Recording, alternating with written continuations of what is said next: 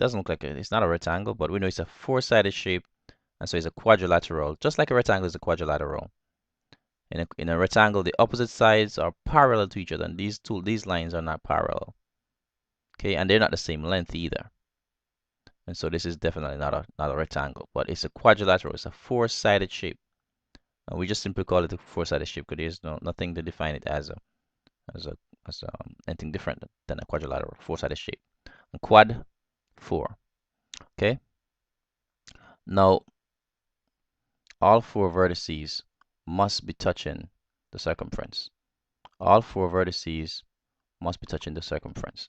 So if you look at this four-sided shape, this is the vertex here. It's another vertex here of the quadrilateral. This next vertex of the quadrilateral, and this is next vertex of the quadrilateral. Where two straight lines meet, a vertex is formed. So this straight line forms a vertex. So all four vertices of the four-sided shape are on the circumference of the circle. And so what we do, we call that a cyclic quadrilateral. Okay? A cyclic quadrilateral. And there's something special about it, because what we're saying here is Theorem 6, opposite angles sum to 180 degrees in a cyclic quadrilateral. So in a cyclic quadrilateral, okay, this quadrilateral is cyclic because all four vertices are touching the circumference. Okay, so in a cyclic quadrilateral, you can make a little note of that, all four vertices must touch the circumference. Okay, we get that point. So we can move on a little bit with that. But this is an important point to note though, because that's not the theorem.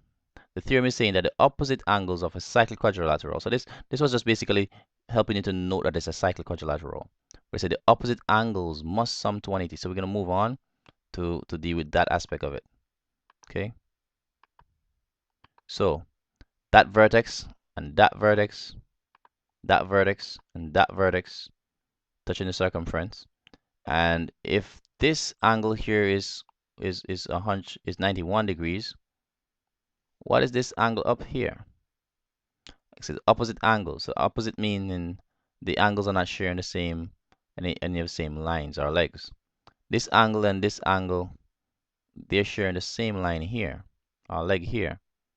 So they're not opposite, they're what we call adjacent or next to each other. And we have next to this angle is also this angle over here. But opposite this angle is the one that it faces. So this angle is its opposite angle.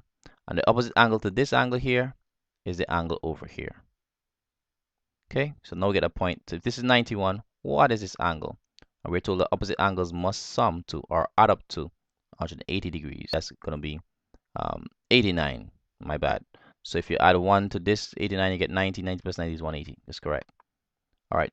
Now this is 70 degrees over here. What is this angle here? All right. If you said 110 degrees, then you're correct. Excellent. Theorem 7. Tangents to a circle form